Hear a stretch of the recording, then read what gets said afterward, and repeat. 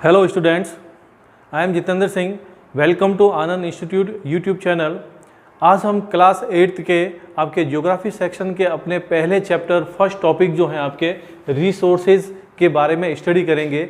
Resources जिसको हम हिंदी में कहेंगे संसाधन, ठीक है। अब संसाधन का मतलब क्या होता है, रिसोर्सेज का मतलब क्या है, इसका मीनिंग क्या है, वो हम सबसे पहले देखते हैं। फिर इसके बाद हम one by one step by step जो है इसके प्रकार, टाइप ऑफ रिसोर्सेज कितने हैं, क्या है उनकी विशेषता है, उन सब के बारे में हम डिटेल में स्टडी करेंगे। तो आइए सबसे पहले हम देखते हैं रिसोर्सेज की डेफिनेशन क्या है, रिसोर्सेज है क्या। तो a things become a resource only when it's utility is discovered. एक बेसिक सी बात है कि कोई भी वस्तु तब ही संसाधन कहलाएगी जब जो है उसको उपयोग में लाया जा सके, उसका हम प्रयोग कर सकते हैं, ठीक है ना। व्हेन इस यूटिलिटी इज डिस्कवर्ड, जब उसकी उपयोगिता को हम खोज सकते हैं तब वो चीज हमारे लिए संसाधन है। मतलब इस प्रकृति के अंदर कोई भी चीज जो मौजूद है और जिसका हम उपयोग करना जानते हैं, वो हमारा जिसका यूज हम जानते हैं, देन वो हमारे लिए क्या है, एक रिसोर्सेज है। अगर हम उसका यूज हमें नहीं पता है तो वो हमारे लिए वो रिसोर्सेज नहीं रहेंगी। तो इस नेचर के अंदर जो है बहुत सारी जो है चीज़ें उपलब्ध हैं। उसमें से कईयों के हम जो है उनके यूज़ हमें पता है तो हमारे रिसोर्सेज हैं। बहुत सारे के हमें यूज़ उनके पता ही नहीं अभी तक, तो वो हमारे लिए अभी तक रिसोर्सेज नहीं है। आगे देखते हैं हम। इन अदर वर्ड्स, अगर दूसरे शब्दों में कहेंगे, एनी सब्सटेंस और ऑब्जेक्ट्स, कोई भी तत्व हो that can be utilized may be termed as a resources, ठीक है ना। कोई भी तत्व है, कोई भी ऑब्जेक्ट है, जब उसका हम यूज करना शुरू करते हैं, वह हमारे उपयोग में आना शुरू हो जाता है, तो वह हमारे लिए संसाधन में तब्दील हो जाता है, ठीक है। अब हम देखते हैं टाइप ऑफ रिसोर्सेज। अभी जो रिसोर्सेज होते हैं वह कितने प्रकार के होते हैं, तो सबसे पहले आपके आ जाएगा, फर्स्ट है नेचुरल रिसोर्सेज, प्राकृतिक संसाधन जिसको हम कहेंगे। सेकंड आपके हो जाएगा ह्यूमन मेड रिसोर्सेज, मानव निर्मित संसाधन जिनका निर्माण मानव ने किया है। And the third is human resources, मानव संसाधन, यानी कि मानव जो है, इंसान जो है, वह स्वयं में भी एक संसाधन है, क्योंकि वह अपनी स्किल से, अपने माइंड से, अपने हार्ड वर्क से जो है इस प्रकृति के अंदर, इस नेचर के अंदर जो भी चीजें हैं उन सबको उनके उपयोग करने लायक बनाता है। तो मानव भी जो है अपने आप में वो भी एक क्या है, एक संसाधन है। तो इस प्रकार जो है रिसोर्सेज जो है, there are 3 type of resources. The first is natural resources, second is human made resources and the third is human resources. तो ये तीनों आपको इसके डिफरेंट जो है वो याद रखने हैं। अब हम सबसे पहले अपना जो पहला वाला है, फर्स्ट नेचुरल रिसोर्सेज को देखते हैं, प्राकृतिक संसाधन देखते हैं। प्राकृतिक संसाधन में कौन कौन से शामिल है, इसके क्या क्या टाइप्स हैं, वो हम सब देखते हैं। तो सबसे पहले हम देखते हैं अपना natural resources. Natural resources are those which have been provided by nature to us. बिल्कुल सिंपल सी बात है।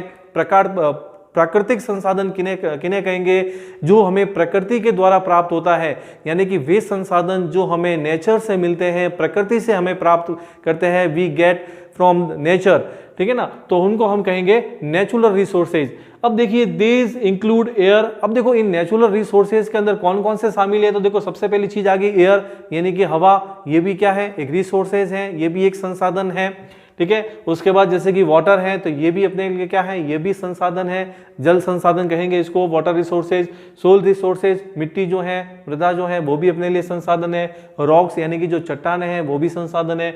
मिनरल्स जो भी अपने जमीन के अंदर से निकलते हैं, वो भी अपने लिए संसाधन है। नेचुरल वेजिटेशन और जो भी प्राकृतिक वन संपदा है, एंड वाइल्ड लाइफ, और जो वन्य जीव जंतु है, वो सभी भी हमारे लिए क्या है, नेचुरल जो है रिसोर्सेज हैं, क्योंकि ये सब हमारे क्या है, किसी न किसी रूप में हम इनका यूज करते हैं, ये हमारे काम में आते हैं।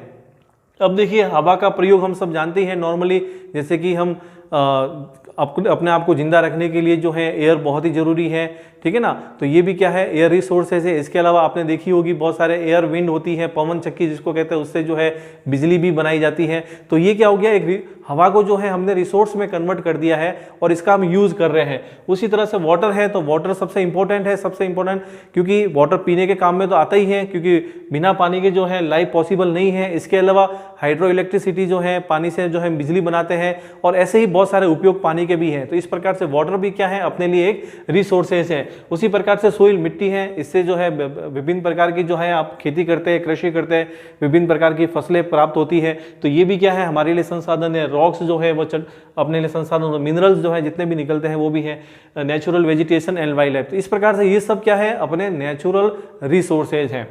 Some of these resources are directly used by us in their natural form. अब देखिए इसमें क्या है कि ये जो भी आए हैं इनमें से कुछ जो संसाधन है इनका हम डायरेक्ट यूज करते हैं, डायरेक्टली, उसमें कोई चेंज कोई परिवर्तन नहीं करते। फॉर एग्जांपल के लिए जैसे कि एयर ले लो आप, एयर हम ले रहे हैं, हम श्वास ले रहे हैं सब लोग, इसी की वजह से जिंदा है, तो इसका हम डायरेक्ट यूज कर रहे हैं, इसके अंदर कोई हम चेंजेस नहीं कर रहे। फिर फॉर एग्जांपल के लिए वाटर ले लो, पानी हम पी रहे हैं, प्रकृति से जिस तरीके से हमें वाटर मिल रहा है, प्राप्त हो रहा है, उसका डायरेक्टली जो है उसका यूज कर रहे हैं, इसके अंदर कोई हम चेंजेस नहीं कर रहे हैं। तो इस प्रकार से कुछ ऐसे रिसोर्सेज है जिनका हम डायरेक्टली यूज करते हैं। अब कुछ संसाधन ऐसे हैं जिनको हम मॉडिफाई करते हैं, उनके अंदर चेंजेस करते हैं और फिर उनका यूज करते हैं। लिखा हुआ भी देखिए, while other are modified with the help of technology to make them useful. और दूसरे बहुत सारे संसाधन क्या है, उनको हम मॉडिफाई करते हैं, उनको परिवर्तित करते हैं, टेक्नोलॉजी के माध्यम से उनमें चेंजेस लाते हैं और हम उनको अपने उपयोग करने लायक बनाते हैं और फिर हम उनका यूज करते हैं। तो इस प्रकार से ये हो गया अपने नेचुरल रिसोर्सेज। अब देखिए natural resources can be further classified on the basis of, देखिए अब जो है इन नेचुरल रिसोर्सेज को भी जो है 5 अलग अलग भागों में डिवाइड किया गया है।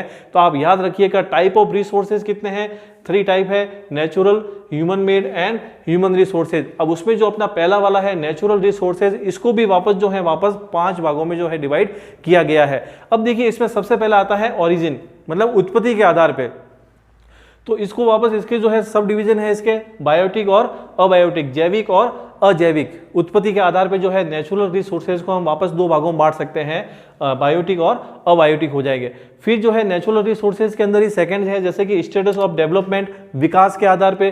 तो विकास के आधार पे जैसे कि पोटेंशियल यानी कि संभावी, जिनकी संभावनाएं हैं, अभी उनका यूज हम नहीं कर रहे हैं लेकिन इन फ्यूचर के अंदर उनकी संभावनाएं हो सकती हैं, तो वो उनको रखा गया है पोटेंशियल के अंदर। और फिर एक्चुअल और डेवलप्ड, वास्तविक या जो विकसित है, जिनका हम यूज कर रहे हैं एट प्रेजेंट के अंदर, तो वो आ जाएंगे इसके अंदर सारे के सारे।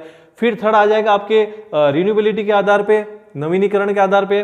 तो उसमें आ जाएगा renewable and non renewable. Renewable का मतलब नवीनीकरण, जिनका हम उनका वापस यूज कर सकते हैं, जैसे कि सनलाइट है, एयर है, इन सब का हम वापस यूज कर सकते हैं, ये कभी समाप्त नहीं होते, ये बात ध्यान रखिएगा। वो सारे आ जाएंगे आपके रिन्यूएबल के अंदर। फिर आता है नॉन रिन्यूएबल के अंदर। नॉन रिन्यूएबल के अंदर आ जाएगा मतलब जिनका एक बार प्रयोग करने के बाद वो समाप्त हो जाते हैं और उनको हम वापस नहीं बना सकते, वापस उनका यूज नहीं कर सकते। जैसे कि फॉर एग्जाम्पल के लिए कोल, नेचुरल गैस, पेट्रोलियम, इनका एक बार उपयोग होने के बाद में ये समाप्त हो जाते हैं और इनको जो है वापस हम नहीं बना सकते हैं, क्योंकि इनको बनने में जो है लाखों वर्षों का समय जो है वो लगा है। तो वो सब किस में आएंगे, आपके नॉन रिन्यूएबल के अंदर आ जाएंगे, क्योंकि इनका हम जो है पुनः यूज जो है वापस उनका रीयूज जो है वो नहीं कर सकते। फोर्थ है अपना अवेलेबिलिटी और डिस्ट्रीब्यूशन, उपलब्धता या उपलब्धता के आधार पे, ठीक है ना। तो इनको जो है नेचुरल रिसोर्सेज को जो है उपलब्धता के आधार पे वापस इनको 2 भागों में डिवाइड किया गया है। फर्स्ट है लोकलाइज यानी कि स्थानीय, जो किसी स्थान विशेष पे ही पाए जाते हैं, और दूसरे है यूबिक्विटियस यानी कि सर्वव्यापी, यानी कि वे संसाधन जो सर्वव्यापी है, सब जगह पाए जाते हैं। तो इनको वापस जो है 2 भागों में डिवाइड किया गया है, अवेलेबिलिटी या डिस्ट्रीब्यूशन के आधार पे। फिर अपना लास्ट आता है ओनरशिप, मालिकाना हक के आधार पे जो है इनको अलग अलग भागों में डिवाइड किया गया है। तो सबसे पहला आएगा अपने इंडिविजुअल, व्यक्तिगत। इसका एग्जाम्पल हो गया आपका अपना जो खेत है, अगर आपका अपना घर है, आपका अपना प्लॉट है, तो वो सब क्या है, आपके इंडिविजुअल रिसोर्सेज हैं, वो आपके व्यक्तिगत संसाधन है, उनका यूज आप खुद ही करेंगे, दूसरा कोई नहीं करेगा, या विदाउट आपकी परमिशन जो है उनका कोई यूज नहीं कर सकता है। तो वो जो है इंडिविजुअल में आएंगे। फिर सेकंड जो है आपके आता है कम्युनिटी ओन। कम्युनिटी का मतलब सामुदायिक यूज के लिए है, जैसे कि कोई पार्क है तो उनका यूज जो है, कोई खेल प्ले ग्राउंड है ना, तो इन सब का यूज जो है क्या कर सकते हैं, सब लोग कर सकते हैं, पूरी कम्युनिटी के लिए है। तो वो किस में आएंगे, आपके कम्युनिटी ओन में आ जाएंगे। फिर आता है नेशनल, राष्ट्रीय संसाधन। तो एक इंटरनेशनल रूल के अकॉर्डिंग जो है एक बना हुआ है नियम, ठीक है ना, उसके अकॉर्डिंग जो है देश की सीमाओं के अंदर जो भी होता है संसाधन जितने भी निकलते हैं वो उस देश के नेशनल जो है वो रिसोर्सेज कहे जाएंगे। और फिर आता है आपके इंटरनेशनल रिसोर्सेज, अंतर्राष्ट्रीय संसाधन।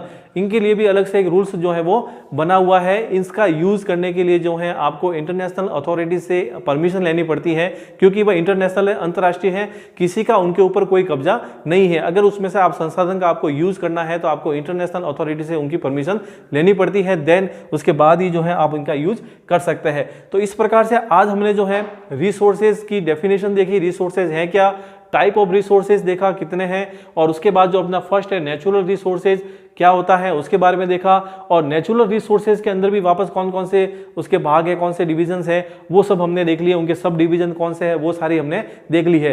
तो इन सब चीज़ों को आपको एक बार अच्छे तरीके से जो है देख लेना है, समझ लेना है, और आप 8th में हैं, 8th बोर्ड है इस बार, ठीक है ना। तो आपको अपनी किताबें बुक्स जो हैं वो खरीद लेनी है, और इसमें बिल्कुल भी आपको लापरवाही केयरलेस जो है आपको नहीं होना है, और इन चीज़ों को देख लेना है ताकि आपको नेक्स्ट जो हम पढ़ाएंगे तो आपको उसको वीडियो जो है वो समझ में आएगा। अगर ये चीज़ें नहीं देखोगे तो आपको नेक्स्ट जो आगे हम पढ़ाएंगे वो वापस उसमें कोई समझ में नहीं आएगा। तो थैंक्स फॉर वॉचिंग। जय हिंद, वंदे मातरम।